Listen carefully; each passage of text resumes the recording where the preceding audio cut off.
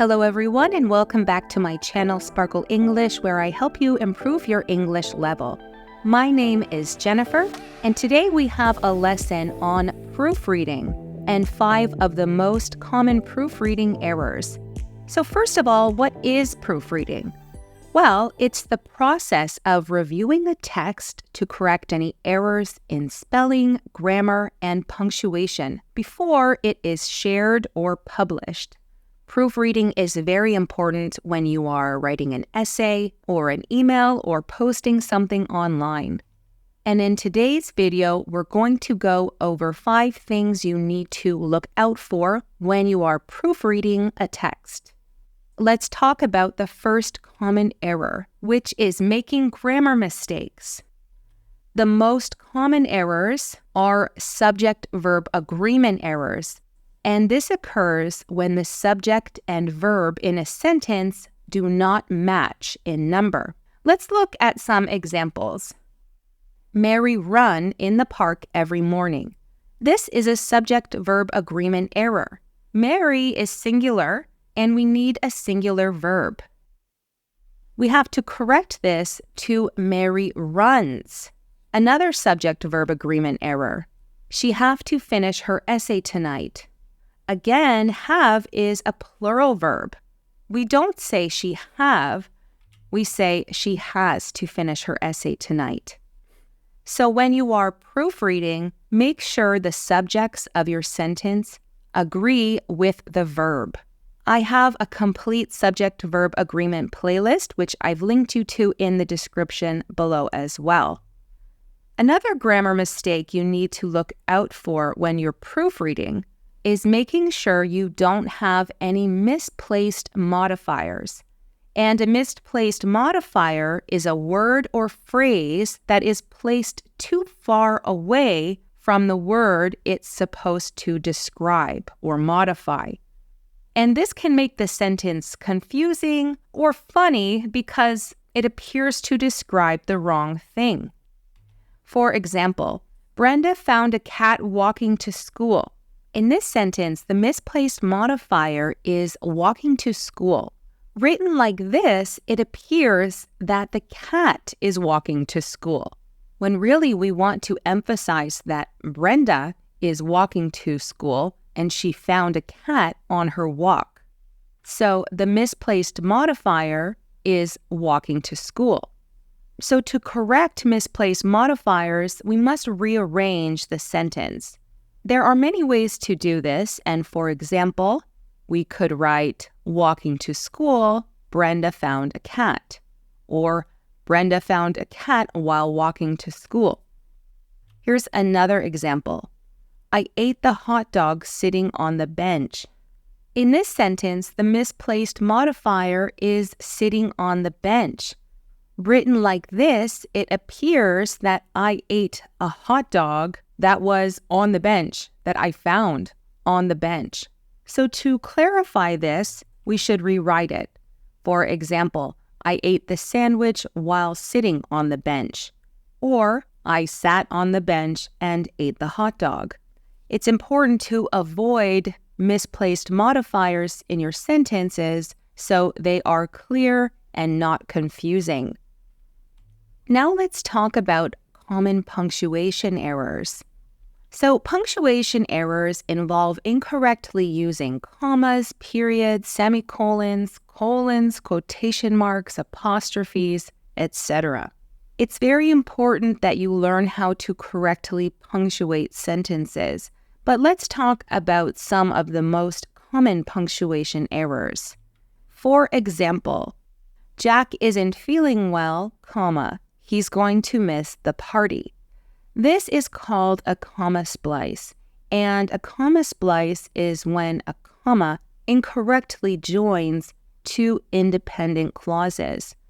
A comma is not strong enough to connect 2 sentences that can stand alone, so this is incorrect. There are many ways to correct a comma splice. You could change the comma to a period and capitalize the next word. Jack isn't feeling well, period. He's going to miss the party. Another way to correct this is to add a coordinating conjunction along with the comma. Jack isn't feeling well, comma, so he's going to miss the party. You could also add a semicolon. Semicolons can connect two closely related sentences, and you do not capitalize the next word after the semicolon unless it's a proper noun. Now let's talk about a common apostrophe error. So apostrophes are often misused in forming plurals or possessives. I see errors like this every day on the internet. For example, my dogs love playing in the park. This is incorrect. We're talking about multiple dogs, and to make a plural noun, we just add an S. We do not add an apostrophe before the S. So to correct this, my dogs love playing in the park without an apostrophe. An apostrophe S can be possessive. For example, my dog's favorite toy is a ball. Or dog apostrophe S could be a contraction, but in this sentence, we are just making a plural noun, so we don't use an apostrophe. Here's another example. I heard it's going to rain this evening. This is a very common error when people get confused between it's without an apostrophe and it's with an apostrophe. It's with an apostrophe means it is. So this should be corrected to I heard it is going to rain this evening because this is a contraction. So remember, if you are trying to make a noun plural, just add S. And if you use an apostrophe S, make sure that you use it correctly, either to form a possessive or a contraction. If you want more practice with punctuation, I recommend you order my 50-plus page punctuation rules ebook, which I've linked you to in the description below. It's a clear guide on the most important punctuation rules in English, and this will help you when you are proofreading. Now let's talk about the next common error, and I am sure you see a lot of typos and spelling mistakes on the internet. So typos and spelling mistakes are errors in the way words are spelled or typed. Sometimes we make a typo when we accidentally use a different letter or forget to use a letter. So here are some of the most common typos and spelling errors. Receive. This is spelled incorrectly. Receive should have the E before the I. We have a loose rule in English that is I before E except after C. However, there are many exceptions to this rule. However, this does apply to the word receive. Another commonly misspelled word is definitely. People often spell it with an A, and it should be spelled I-T-E-L-Y, definitely. Another common mistake is the word separate. People often spell it with an E in front of the R, and there should be an A in front of the R. Another common mistake is the word embarrassed, and embarrassed has two R's, not just one R. Two R's and two S's. Another commonly misspelled word is apparently. Apparently should have an E before the N and not an A. And lastly, the word calendar, it should end with an AR and not an ER. So when you are proofreading, make sure to use a spell checker and make sure you have used the correct letters and not made any typos or spelling mistakes. And when you are proofreading, you also need to be careful with any of the commonly confused words. And commonly confused words are words that are often mixed up because they have similar spellings or meanings. Many of these words are homophones, And homophones are words that sound the same but have different meanings or spellings. Let's look at this sentence example. They're going to sell their car over there. The first there is incorrect. It should be they're going to sell their car over there. And there are very common homophones. There with an apostrophe is a contraction for they are. So they are going to sell their car. And there, THEIR, means belonging to them, the car that belongs to these people. There, THERE, means in that place. Let's look at some other homophone examples. I can't believe you're moving to Ohio. I see this mistake all the time. It should be YOU apostrophe RE. Your YOUR means belonging to you. Your cat, your dog. YOU apostrophe RE means you are. And another example of a commonly confused word, Noah is taller than Joseph. This is incorrect. It should be Noah is taller than Joseph. Then refers to a time, and than is used in comparisons, taller than, bigger than, etc. I have a complete playlist on commonly confused words and homophones with dozens of lessons, and I've linked you to that in the description below as well. So finally, let's talk about formatting and consistency. And this is very important when proofreading. So formatting and consistency errors occur when there are inconsistencies in style, verb tense, spelling, punctuation, etc. For example, if you choose to write in American English, you should always write in American English. Or if you are writing a short story and you are writing in the present tense, you should maintain consistency unless you are talking about the past. So the best way to demonstrate how these errors can occur is to view a paragraph with some formatting and consistency errors. Spring is my favorite season. I love the colors of the blooming flowers. We usually go to the park on Saturday mornings. The park opens at 8 a.m., but we try to get there by 12 p.m. Mom usually packs a picnic lunch and made cheese sandwiches. Okay, let's talk about some formatting and consistency errors here. So, the first one, spring is my favorite season. I love the colors of the blooming flowers. Colors with an O and a U is how we spell this word in Canadian English and British English. However, in American English, they drop the U. So they spell favorite with an O, color with just an O, neighbor, and many other words. So if you choose to write in American English, you need to be consistent. The next inconsistency is 8 a.m. and 12 p.m.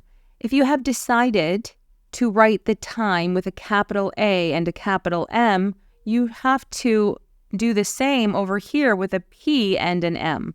If you choose to have it lowercase with the periods, you can do that as well, but you have to maintain consistency.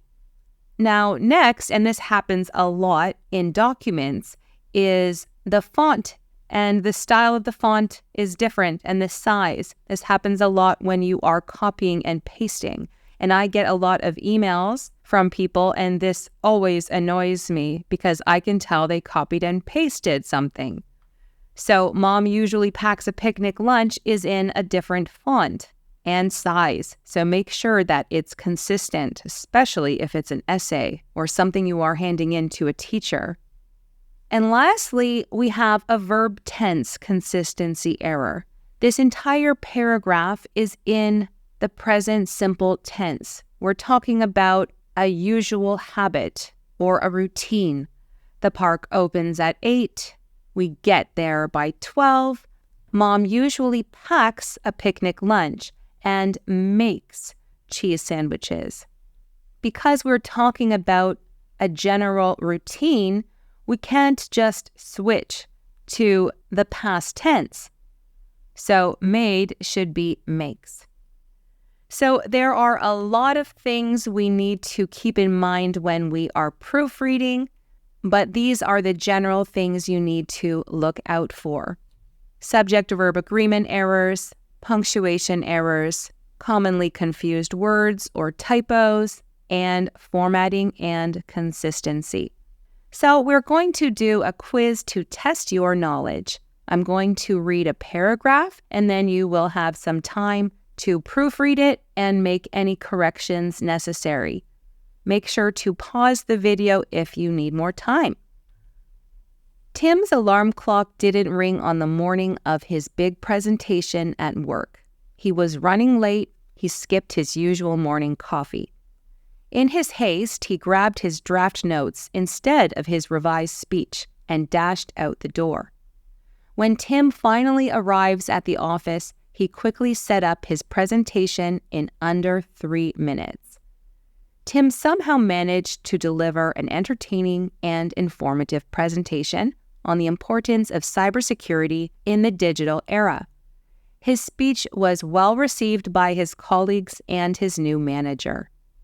Tim was grateful that he performed well, but he felt embarrassed that he showed up 15 minutes late to his first big presentation.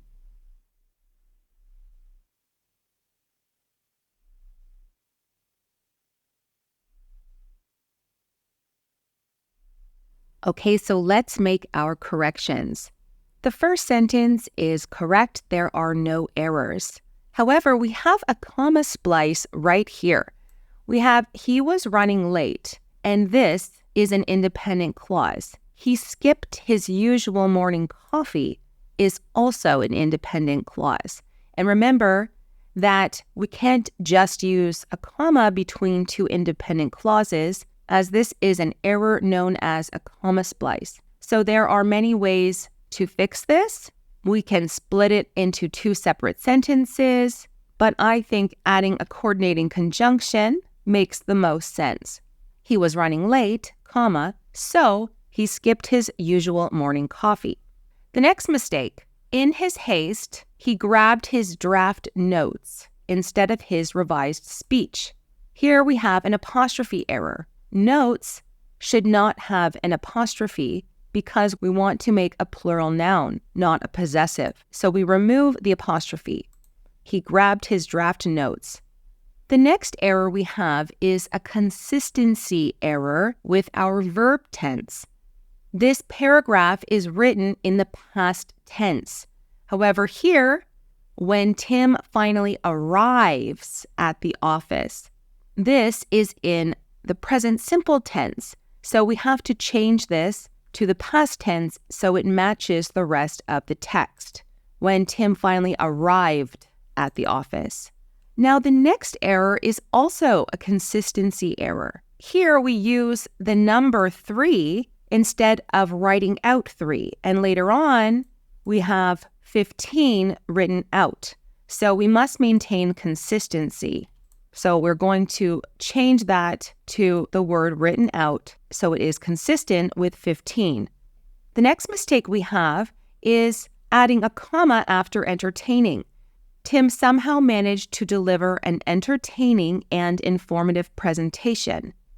When we have a list of 2 things, we don't use commas, only if there were 3 or more in a list. But here we only have a list of 2 adjectives, so we remove this comma. The next mistake we have is a spelling mistake. His speech was well received. Remember, this is one of the most commonly misspelled words. It should be EI, well received. And again, we have another apostrophe error. Colleagues should not have an apostrophe because we want to make a plural noun, not a possessive noun. So remove the apostrophe. Next, we have another very common spelling error, grateful. Grateful is not spelled G-R-E-A-T. Grateful is spelled G-R-A-T-E-F-U-L. And we have another spelling error, embarrassed. Remember, it has 2 R's and 2 S's. So let me know in the comment section if you had any difficulty proofreading this text. And once again, make sure to check out my playlist in the description below to master your punctuation, your grammar skills, and so much more. Thanks again for watching, and I'll see you all in my next lesson.